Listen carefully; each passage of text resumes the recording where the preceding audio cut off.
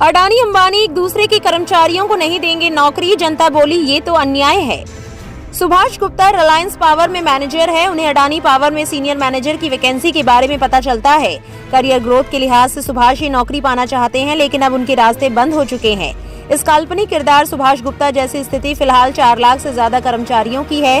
Business insider के मुताबिक देश के 2 सबसे बड़े बिजनेस ग्रुप रिलायंस और अडानी ने एक समझौता किया है। इसके तहत इनके कर्मचारियों को एक दूसरे के यहाँ नौकरी नहीं मिलेगी।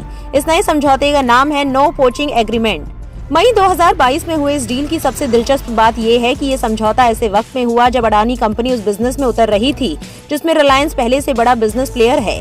दरअसल अडानी ने पिछले साल अडानी पेट्रोकेमिकल्स लिमिटेड के साथ पेट्रोकेमिकल्स क्षेत्र में एंट्री की है।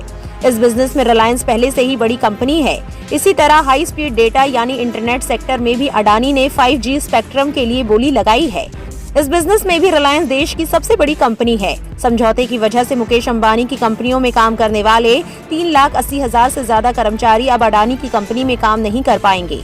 वहीं अडानी की कंपनी में काम करने वाले 23,000 से ज्यादा कर्मचारी मुकेश अंबानी की किसी कंपनी में नौकरी नहीं कर पाएंगे।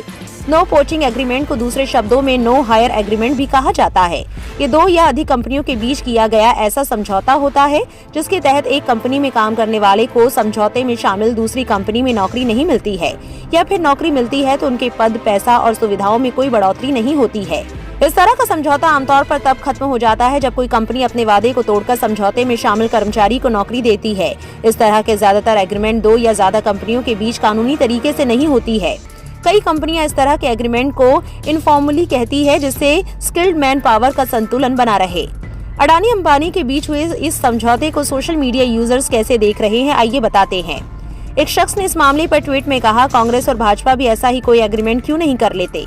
एक और शख्स ने इस खबर पर टिप्पणी की और लिखा, ये तो कर्मचारियों के साथ नाइंसाफी और अन्याय है। इससे कंपनियों की मनमानी शुरू होगी और कर्मचारियों का दमन और उत्पीड़न बहुत ज्यादा होगा। ये तो फिर गलत बात हो गई। अगर इनको देख के सारी प्राइवेट कंपनियां आपस में समझौता कर ले तो क्या होगा कर्मचारियों और मजदूरों का?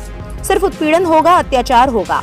एक और शख्स ने अडानी अंबानी के बीच हुए समझौते पर कहा, स्थानीय एनजीओ अंतर्राष्ट्रीय एनजीओ से यही उम्मीद करते हैं। स्थानीय एनजीओ युवाओं की भर्ती करते हैं और उन्हें ट्रेनिंग देते हैं ताकि अंतर्राष्ट्रीय एनजीओ द्वारा बहुत ज्यादा वेतन पर शिकार किया जा सके। आप इस पूरे मामले को कैसे देखते हैं, हमें कमेंट बॉक्स में अपनी राय जरूर दें। हमारे चैनल को सब्सक्राइब करें, बेल आइकन बटन जरूर प्रेस करें ताकि इस तरह की हर वायरल खबर आप तक पहुंचती रहे।